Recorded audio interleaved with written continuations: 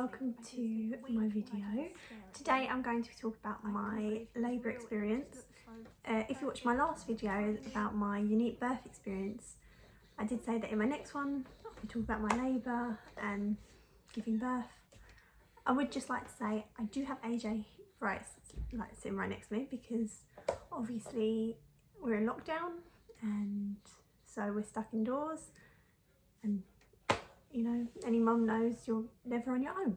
So he may be running in and out of the video, but yeah, he's watching Dumbo because it's TV time, so you may hear that in the background. It all started on a Sunday morning. I woke up and felt like I needed a wee, so I went to the bathroom, but I didn't go for a wee. So I sat on the toilet and all I heard was like this gush almost, and obviously I stood up, it was like clear water, and I just remember thinking, did my water just break on the toilet? Obviously I've never been through it before, so I didn't know. All I know is what I've read, or like, you know, what you've seen in like movies and stuff, and I was just like, I don't know if this is it. And I remember trying to Google it, but Google didn't help me in this situation. So I was living with my mum at the time. I went and knocked on her door, like her bedroom door, and I went in. I was like, I think my water just broke, but I don't know. And she jumped up and she was like, oh, okay, well, how are you feeling? And I said, well, fine at the minute. I mean, I don't know if it was my water breaking. So she said, just see how it goes. So I went next door to my room, woke up AJ's dad, told him, and we rang the hospital, and they said because I wasn't getting any contractions or anything at the minute, just go about your normal day, and if anything more happens, like, to ring them back. So we decided to pop out, but we couldn't go very far because it almost like, it felt like I kept needing a wee, but it wasn't. It was just this clear liquid. That sounds not very nice, but yeah, it was just like this clear fluid, but it kept feeling like I needed a wee, so I had to keep going to the bathroom, so we couldn't go too far. Though AJ's dad thought it was a good idea to go over speed bumps. So, and luckily where we lived there was loads of speed bumps. I don't know, he said it might hurry it along or something. Then the contractions started. They were very light at first. They felt just like period cramps, but like very light ones. And at first I was like, oh, this is easy. But it was odd because, I mean, I don't know how other people have it, but from what I've read and like what you see in movies or TV shows and things like that, like you normally have like a contraction and then a break and then another one. And from about, I think it was like 10 o'clock, I was getting like very, like not that painful contractions, like one every 30 seconds that lasted 15 seconds. So they were very quick, but obviously at the time it didn't hurt that much. So we did ring the hospital again to say, well, they've started, they're coming quickly, but they're not that painful. They went, okay, well, when they start getting really painful, ring back. I was like, okay, so obviously you're just trying to do things to pass the time. I like a exercise ball, and I was like sitting on it just dancing. And then they started getting like worse. I mean, it felt like it happened really quick, but I don't think it did. I think it actually took like over a few hours. But I think around about, must have been about 3 o'clock in the afternoon, they started getting unbearable, and they were still so close together, like there was no long breaks between them. And I just remember standing in my hallway holding on to like this little counter thing, like literally just in so much pain. I was like, right, we've got to ring the hospital. So they suggested coming in, and they did warn us though that we may be sent home. So we got there about, must be like nearly 4 o'clock. And they put us in this little room. It's like tiny. It just had like a camp bed, a chair, and a bathroom. At this point, I'm still needing to go to the wee or whatever it was every few minutes. And I was in so much pain, but also I'm so uncomfortable. I couldn't stay still. The midwife came in, she like checked me over, and she said that my waters weren't broke fully, so that's why it felt like I kept needing the wee. So she said we just got to let nature take its course, like let them break on their own, because we don't want to break them. So, but I think I was only about 3 centimetres dilated at this point. She said I'll come and like I'll check back in a bit, and you know, we'll see what's going on. So it was me, my mum, and AJ's dad. I remember my mum went to get some food, but I couldn't eat. I was literally just in so much pain. Because it felt like I hadn't had a break from the pain for so long, I just wanted a bit of relief from it. Then the midwife came back. I was then 4 centimetres dilated, and they moved me from that room to a bigger room. Now, we were living in Bromley at the time, and in Farnborough Hospital they have a thing called the Oasis Birthing Suite. Really nice. That was really nice. We had a big room, we had the bed, we had obviously looked like a jacuzzi, but it was for water births, like in the corner, a sofa, like a massive bathroom. So we got in there, I then laid in the bed, and I was getting really uncomfortable at this point. I was laying in the bed, and I just didn't want to stay still. I just couldn't get comfortable. I kept moving around. They suggested sitting like the other way, so like if I turn around and like sit on my knees, and I'll have like my arms over the bed. Tried it, nope, went back the other way. That just was really uncomfortable. So then I was sitting in bed. They suggested taking gas and air because I wasn't allowed an epidural. Because I have a curvature of the spine, they basically just said I wasn't allowed it because it might be a bit dangerous. So the only thing I was allowed was gas and air. Well, they suggested this needle, like it's like a needle that goes into your leg, and it's like pain relief. But I mean, I don't know if it's true, but AJ's dad said to me that it like slows the process down.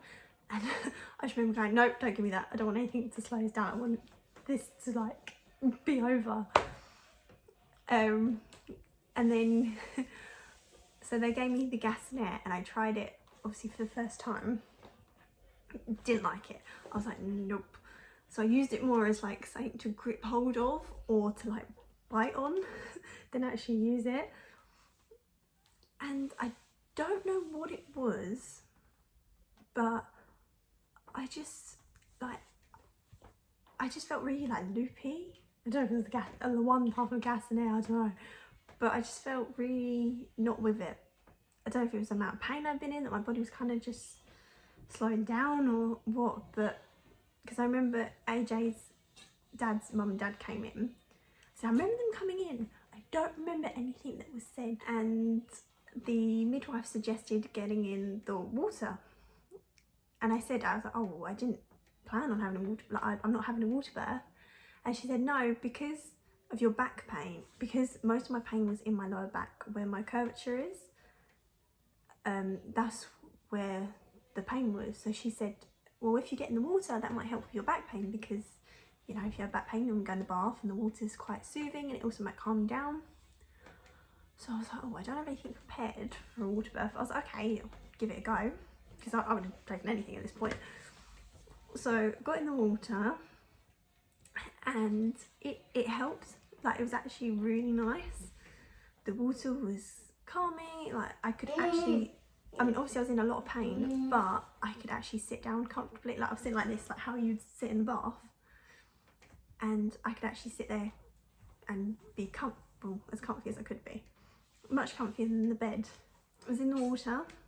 I can't remember how far along I was at this point. I think I was getting to like 6-7 centimetres dilated. And I just remember the midwife going, okay, well, like if you want to get out, it's your time to get out and, you know, to give birth on the bed. I just was like, don't move me. I don't want to move. I just want to stay here. And she's like, okay. So if you're going to stay in the water, you should know if you choose to sit like the other way, like where you're sitting is fine, but if you choose to sit another way, like on your knees and have your hands over the side of the like tub thing, you need to keep your hips down, because if you lift your hips up and obviously the baby takes their first breath out of the water and then you lower your hips, you could drown them. Now I only caught that bit of what she was saying, so I just remember going, get me out. Oh my god, like I don't want to do that, get me out. And she was like, no, how you're sitting now is fine, but if you choose to do it the other way, you've just got to keep your hips down. I was like, oh, okay. But my mum did exactly the same to me. She only heard that one bit and she was like, Evie, get out. I was like, no, mum, it's fine, I don't want. She was like, no, get out. I was like, no, it's fine. Like, just leave me be. And then like we explained to her, no, it's fine. So yeah, we stayed in the water, and then it was obviously time. And it's really weird because you're sitting like in the water and the midwife has like a little circle mirror, I think it was. She has like in the water so she can see. I don't know. As I said, I was very loopy at this point. I had the gas in it because I remember them telling me to, every time I get like to take the gas in air. I didn't like it, I didn't want it, but I had AJ's dad like standing here, I had my mum on this side, and like he was telling me to just take it, and I was like, no. But I was kind of just keeping it in my mouth and like biting it. I was using it as like I don't know, just like biting it through the pain. And they were like, okay, now like it's time. So it was like, Evie, when you get a contraction, push. I was like, okay. So I was getting the contraction, I pushed, and the pain. I'm trying to be as honest as possible in this video because the pain was something else, and I always thought I had quite a high pain threshold. I don't know if that's true, but yeah, I screamed. I was in so much pain. I screamed and I was like to midwife, I'm so sorry, I don't mean to scream. And she was like, you don't need to be sorry, it's fine. Like, I've had people swear at me and stuff. I was like, oh no, I wouldn't swear at you. This whole time I was literally like giving birth and I was apologising. And she was like, Evie, it's fine.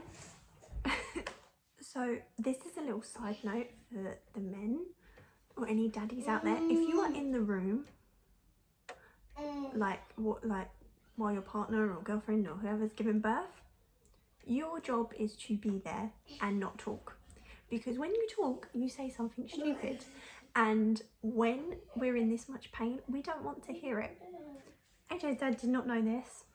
And obviously I was screaming, I was crying, I was in so much pain because where my curvature is, like the best way I can describe it, it felt like AJ was like pushing my spine out of my body from the inside. That's how it felt, like my back. And because that's the most pain I had, was in my back. That's all the pain I could feel. I mean, they say you can only feel one piece of like pain in one place at one time. I don't know if that's true, but that's the pain that I felt was all in my back. And so obviously I was saying to the midwife, oh, I can't do this, I don't want to do that, I can't do it, because she was telling me to push, and I was like, oh my god, I can't.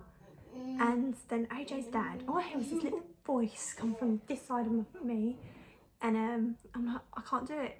And he goes, well, you don't really have a choice. Now, I didn't say anything then, but if I could, I would have said a lot. But I remembered it. Don't think I forgot. Like, if a woman is going through that much pain, she doesn't need any Cyclamen. And it's not like he said it once, he said it a few times. Because I was like crying and I said, oh my god, I can't do this. He's like, oh, well, you don't really have a choice, you've got to do it. I think it's just the way he said it as well. I was like, really? But I was trying to ignore him anyway, because you know, I had a job to do.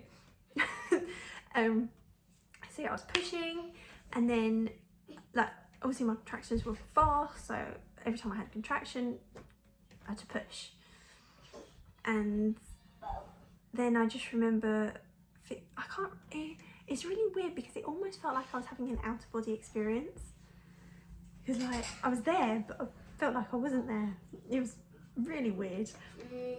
And then I remember her saying that like the head was out.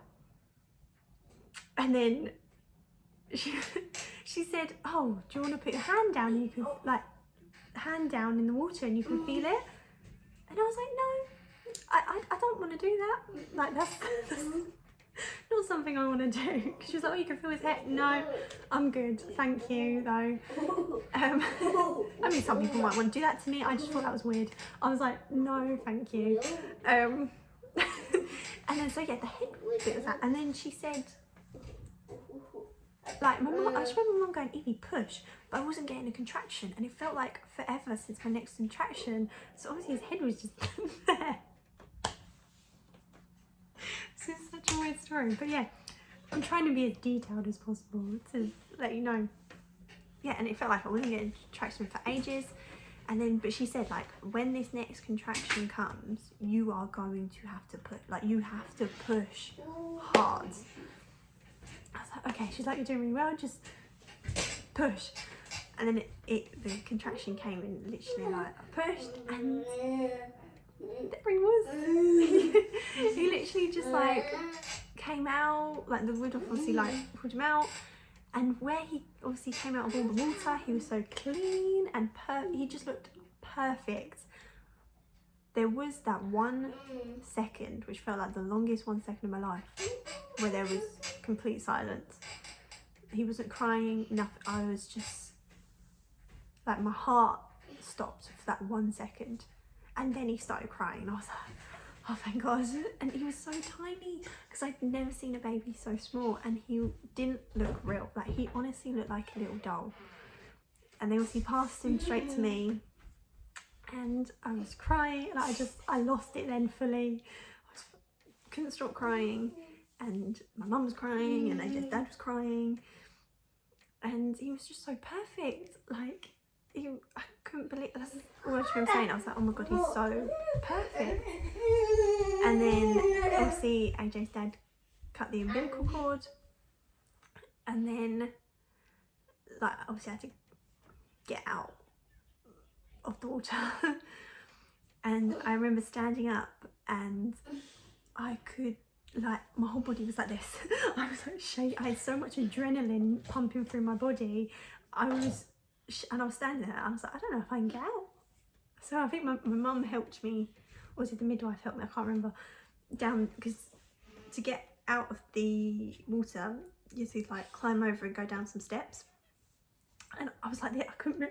I was like, okay. I couldn't stop shaking. And I got back into the bed, and I think I can't remember if they passed him back to me then, or because after that you obviously have to deliver the placenta. So I can't remember if I did that first. I might have just done that. I can't remember. I just remember doing that, which was weird. I think like it's so weird because it felt like a dream. Like the whole thing felt like a dream, and bits of it were blurry. I don't really remember actually delivering the placenta. I just remember it being done, and then her having it in like this bowl thing, and she was like, do you want to take it home? I said no, but thank you. She was like, oh yeah, because people like eat it and things like that. And things, it looked like a kidney, or like, and I was just like, no thanks, I'm good. I don't even really want it. I don't really want to even see it, but thank you. But yeah, so after that they did skin on skin. So like they passed it back to me, and obviously like I was holding him to my skin, and she said like obviously they can like hear your heartbeats. They're like heartbeat beats with yours. I don't know if that's true, but that's what she said. And I just remember looking at him, and he wasn't crying at this point. He was just, and it's so weird because I have a picture, and he like opened his eyes and he just like looked at me, and he was just staring. And I just remember holding him and thinking, oh my God, like I can't believe that that was like there was an actual person in my stomach, which sounds stupid, but it was so weird. Like, because even though he was there, it never felt real. I don't know if it's because of the short pregnancy. I don't know. It just never felt real. And now I have this real little person like looking up at me, and it was amazing. Like, it was like the best feeling. And also it was weird because as soon as like obviously he arrived, all the pain just stopped. Like, no more pain. Everything went like back to normal. And then they said, oh well, it's like time for Dad to have a turn holding him while you like can go have a shower and whatever. So I went and had a shower, and then I could like get into my pajamas. I remember when I had a shower, obviously I looked at my stomach and I was like, oh, I have like no stomach. Well, I obviously had a bit of stomach, but like my little beer belly bump thing was gone. And then I just had like, obviously, my normal stuff. Well, not normal, but not my little bump. And I was like, oh my god, that's so weird. And then obviously came out my shower, and we put him in his first little outfit, like put his first nappy on, which we did together because we were both so like careful with everything because he was so tiny. And he put his like first little nappy on, his first onesie, and this was at, I think it was about 10 o'clock at this point. Oh, well no, it was probably way past 10. It's probably like 11 o'clock, because I remember I started the late, like they said I was only in active labour for an hour, so I think it started at like 9 something and finished at 10 something. I can't remember the exact time, but yeah, they said I was only in active labour for an hour, so she was like, you did really well. And I remember when I came out, she was like, well done, you didn't tear anything. I was like, tear anything? She was like, what do you mean? She said, well, some people, if they push when they're not having a contraction, that's when you tear. I was like, oh. She's like, yes, you don't need any stitches, all right? I was like, oh my, thank God for that. I was like, oh my God. And, but yeah, that was just a little side note. But yeah, so we obviously then spent the night, like overnight in hospital. They took us to another room where there was 3 other mums with their new babies, and they were all boys as well, which was, I thought was really weird. Well, not weird, but you know, we all had boys. And obviously you're like sectioned off with this little bed and a chair. So AJ's dad was in the chair, and AJ was in this little like cot type thing next to me. And I just remember that whole night I did not sleep or wink that night. All I did was stare at him. And the thing is, AJ slept right through, like he didn't cry once, nothing. So I was just sitting there staring at him. It was crazy how quick that night went. But yeah, he just looked so perfect. And obviously before we went into that room, they do obviously see that if obviously your little one takes to the breast, so to see if they breastfeed. AJ did it fine, so we literally had no problem with anything. I do remember he woke up in the night and he was literally just like looking around, and obviously they're in the little thing, but I kept taking him out to hold him because he was just so perfect, and I couldn't get over how tiny and wonderful he was. So I just wanted to hold him. I just wanted to like hold him the whole night. I didn't want to let him go. I didn't want him to go anywhere. The next morning was weird because we woke up, and even though I hadn't slept, I was like so with it, which was weird. I didn't feel tired. I felt so, I don't know if it's still this adrenaline pumping through my body that made me feel this way, but yeah, I was just fully awake. Probably the last time I ever felt like that. And I was so happy. I couldn't stop smiling, and he was so good. Like, he still hadn't cried or anything. And we had to wait for they do like a hearing test, so we had to wait for that. And yeah, we were in the hospital for quite a long time that day. Like, we didn't get home till quite late. Also, we just got to the point where we were like, oh, we just want to take him home. Like, we don't want to because you're obviously stuck in this tiny little like section of a room with just a bed and a chair. And though AJ's dad's mum and dad came with McDonald's breakfast, so that was nice. It was like the first thing I'd eaten in over a day. But yeah, it was just such an amazing, like it was one of the best experience of my life, even though it was super painful and not traumatizing, but it was amazing. And I was so, when we took him home, I mean that was the safest car ride ever. Like AJ's dad has never driven that slow before.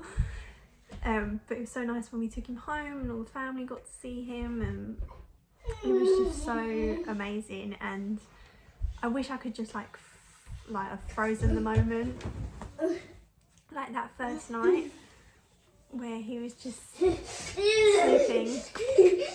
I miss that time. Well, thank you for listening to my birth/labour story. I love hearing other people's labour stories because they're all so different, and I do always get told that my labour experience was quite easy. It did not feel easy at the time, but because I was technically only in active labour for an hour, it was, yeah, apparently quite easy. But yeah, thank you so much for watching, and if you like this video, please give it a big thumbs up, and also to subscribe to my channel for any upcoming videos. Thanks again, and hopefully I'll see you next time. Bye!